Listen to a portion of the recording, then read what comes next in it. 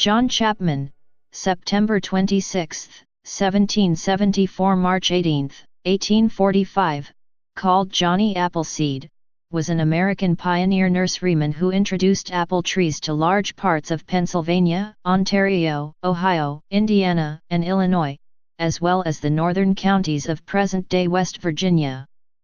He became an American legend while still alive, due to his kind, generous ways, his leadership in conservation, and the symbolic importance he attributed to apples.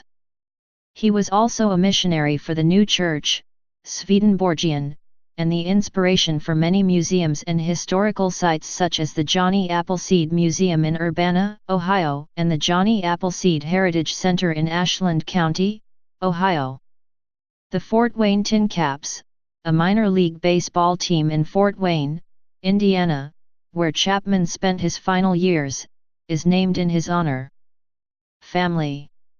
John Chapman was born on September 26, 1774, in Leominster, Massachusetts, the second child, after his sister Elizabeth, of Nathaniel and Elizabeth Chapman, née Simons, married February 8, 1770, of Massachusetts. His birthplace has a granite marker, and the street is called Johnny Appleseed Lane. While Nathaniel was in military service, his wife died, July 18, 1776, shortly after giving birth to a second son, Nathaniel. Chapman ended his military service and returned home in 1780 to Longmeadow, Massachusetts. In the summer of 1780 he married Lucy Cooley of Longmeadow, Massachusetts, and they had 10 children.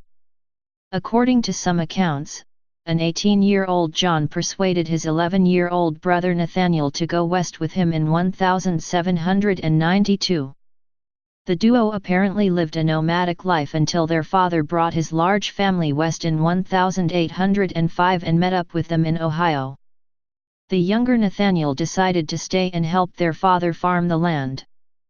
Shortly after the brothers parted ways, John began his apprenticeship as an orchardist under a Mr. Crawford, who had apple orchards, thus inspiring his life's journey of planting apple trees. Life. There are stories of Johnny Appleseed practicing his nurseryman craft in the area of Wilkes-Barre, Pennsylvania, and of picking seeds from the pomace at Potomac cider mills in the late 1790s. Another story has Chapman living in Pittsburgh on Grants Hill in 1794 at the time of the Whiskey Rebellion. The popular image is of Johnny Appleseed spreading apple seeds randomly everywhere he went. In fact, he planted nurseries rather than orchards, built fences around them to protect them from livestock, left the nurseries in the care of a neighbor who sold trees on shares, and returned every year or two to tend the nursery. His first nursery was planted on the bank of Broken Straw Creek, south of Warren, Pennsylvania. Next, he seems to have moved to Venango County along the shore of French Creek, but many of these nurseries were in the Mohican area of north-central Ohio. This area included the towns of Mansfield, Lisbon, Lucas, Perrysville, and Loudonville.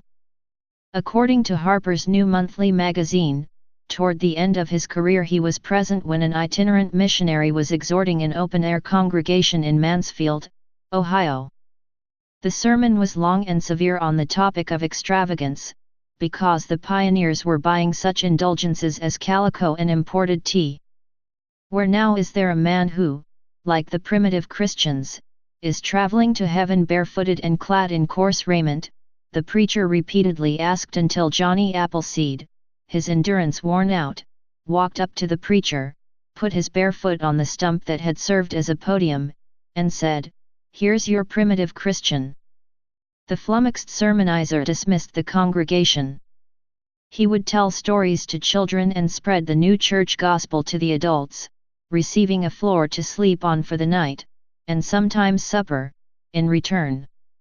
We can hear him read now, just as he did that summer day, when we were busy quilting upstairs, and he lay near the door, his voice rising denunciatory and thrillin' strong and loud as the roar of wind and waves, then soft and soothing as the balmy airs that quivered the morning glory leaves about his grey beard.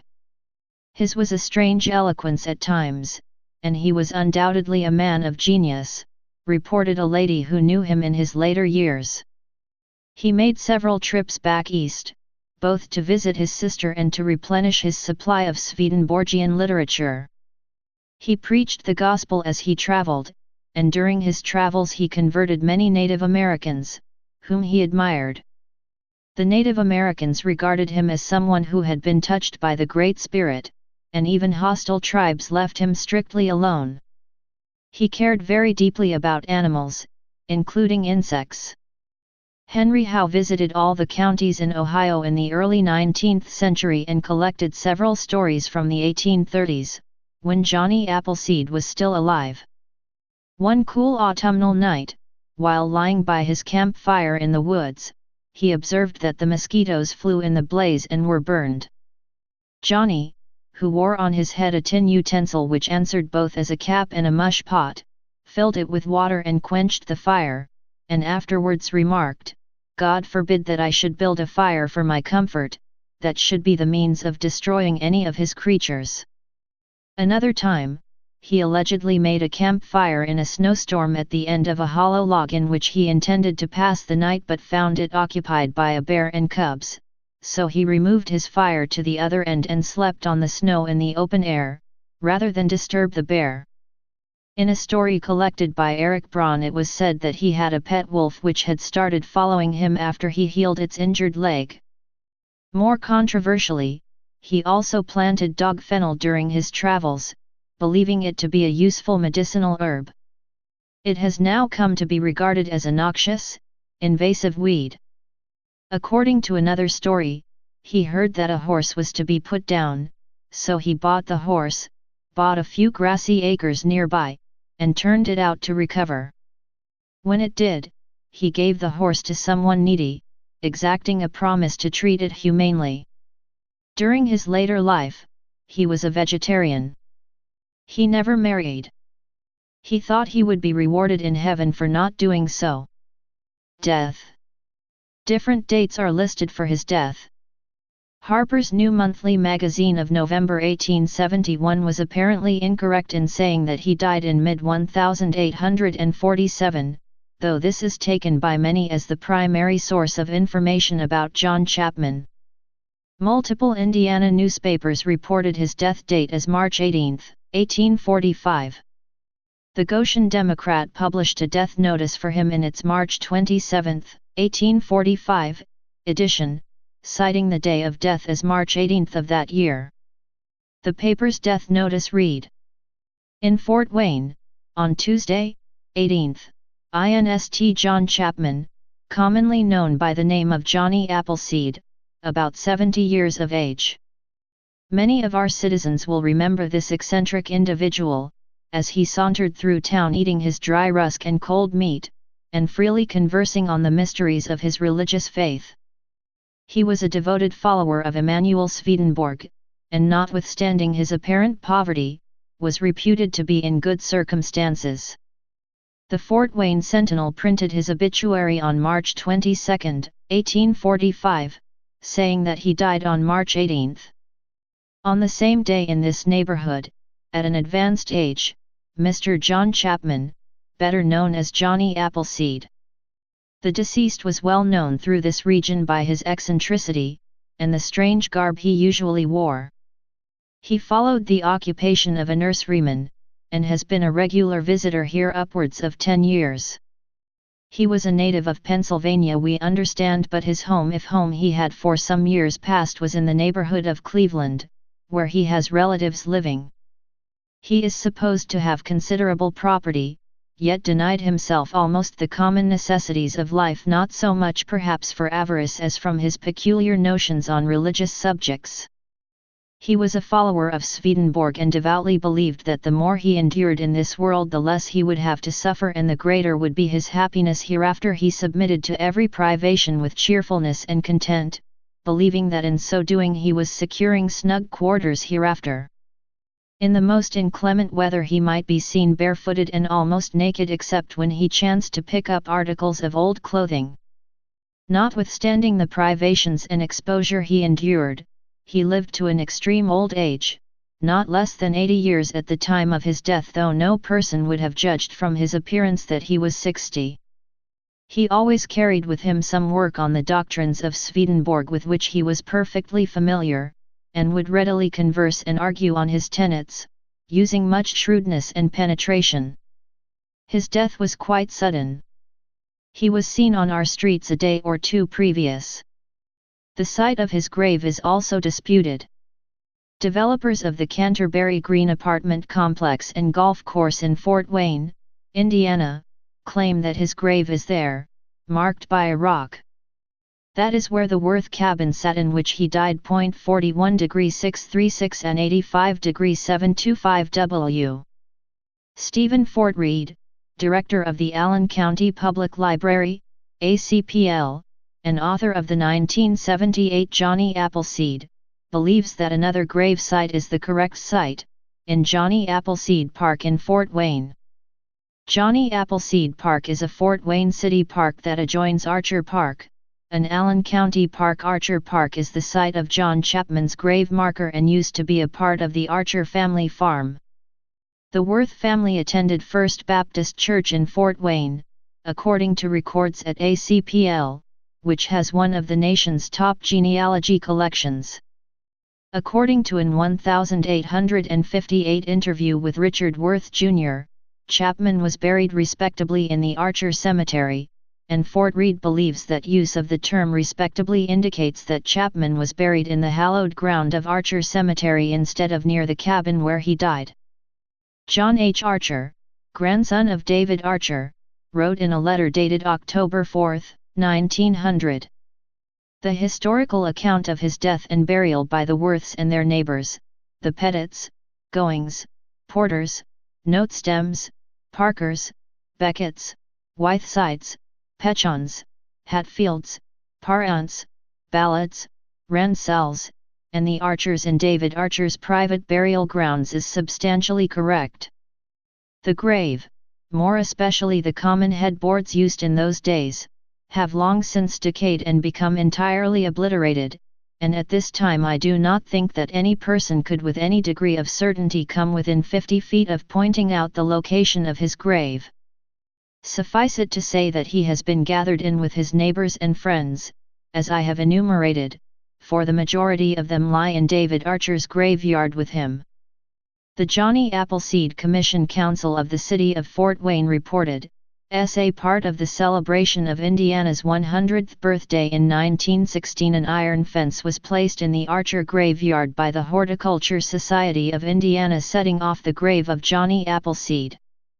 At that time, there were men living who had attended the funeral of Johnny Appleseed. Direct and accurate evidence was available then.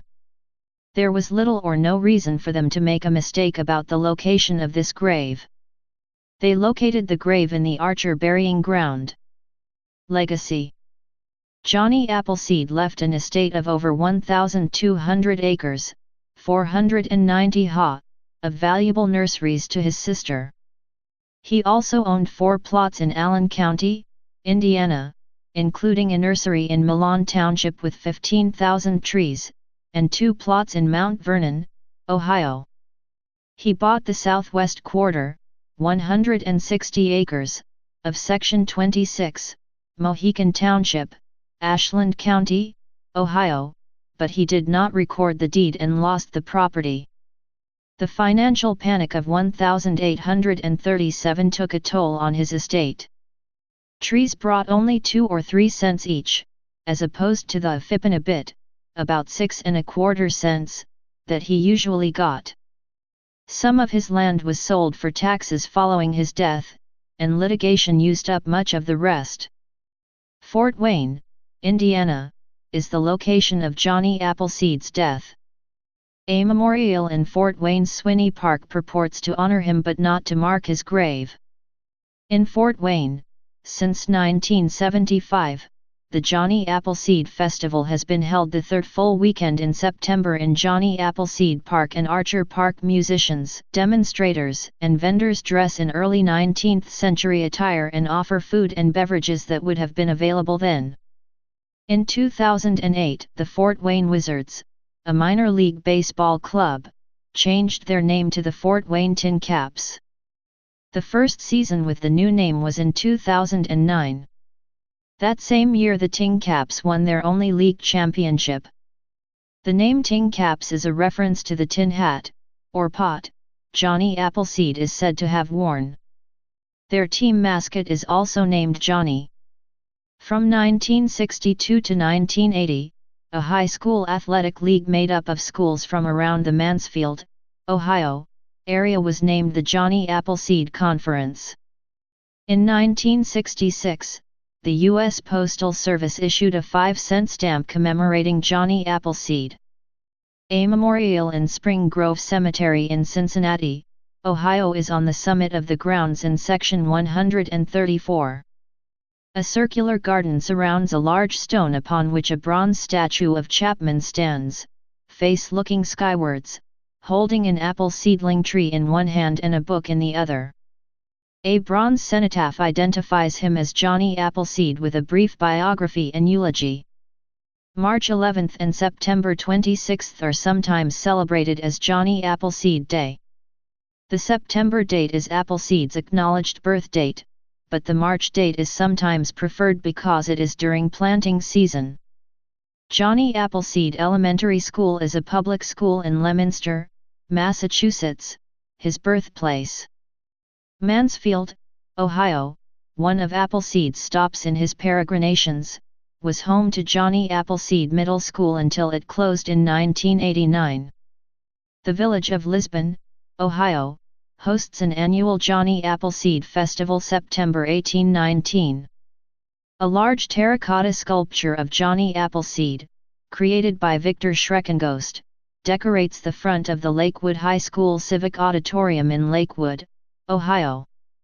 Although the local Board of Education deemed Appleseed too eccentric a figure to grace the front of the building, renaming the sculpture simply, early settler, students, teachers, and parents alike still call the sculpture by its intended name, Johnny Appleseed. Urbana University, in Urbana, Ohio, maintains one of 2 Johnny Appleseed museums in the world, which is open to the public. The Johnny Appleseed Educational Center and Museum hosts a number of artifacts, including a tree that is believed to have been planted by Johnny Appleseed. They also provide a number of services for research, including a national registry of Johnny Appleseed's relatives. In 2011 the museum was renovated and updated. The Educational Center and Museum was founded on the belief that those who have the opportunity to study the life of Johnny Appleseed will share his appreciation of education, our country, the environment, peace, moral integrity, and leadership. In modern culture, Johnny Appleseed is remembered in American popular culture by his traveling song or Swedenborgian hymn, "The Lord is Good to Me," which is today sung before meals in some American households. Oh, the Lord is good to me, and so I thank the Lord, for giving me the things I need, the sun and the rain and the apple seed. The Lord is good to me. Amen, amen, amen, amen, amen. Many books and films have been based on the life of Johnny Appleseed. One notable account is from the first chapter of The Botany of Desire, A Plant's Eye View of the World by Michael Pollan. Pollan states that since Johnny Appleseed was against grafting, his apples were not of an edible variety and could be used only for cider. Really, what Johnny Appleseed was doing and the reason he was welcome in every cabin in Ohio and Indiana was he was bringing the gift of alcohol to the frontier. He was our American Dionysus. In 2003, North Carolina playwright Keith Smith wrote a one-act musical play titled My Name is Johnny Appleseed, which is presented to school children to show that the true story of John Chapman is just as interesting as the mythical figure, who is shrouded in legend and fable. One of the more successful films was Melody Time, the animated 1948 film from Walt Disney Studios featuring Dennis Day. The Legend of Johnny Appleseed, a 19-minute segment, tells the story of an apple farmer who sees others going west, wistfully wishing he was not tied down by his orchard, until an angel appears, singing an apple song, setting Johnny on a mission. When he treats a skunk kindly, all animals everywhere thereafter trust him.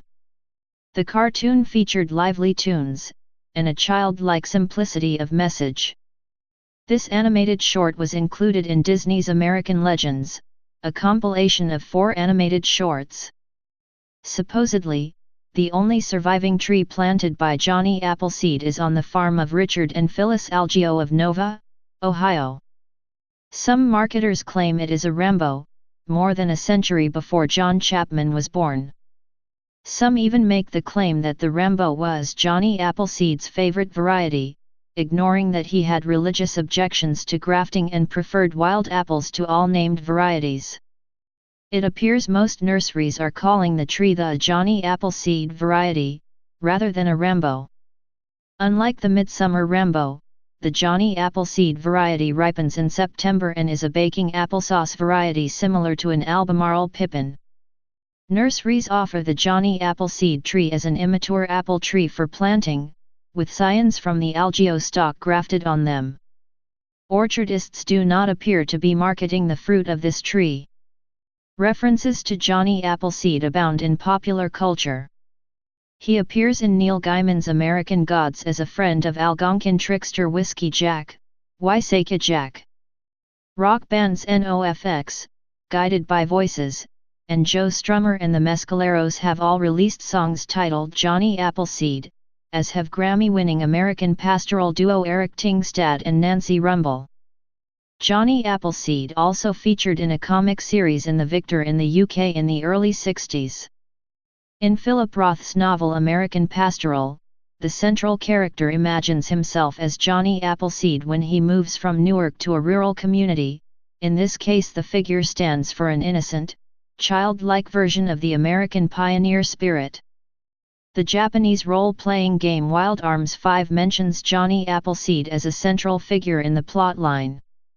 Apple Incorporated uses a Johnny Appleseed character as a placeholder name in many of its recent advertisements, video tutorials, and keynote presentation examples.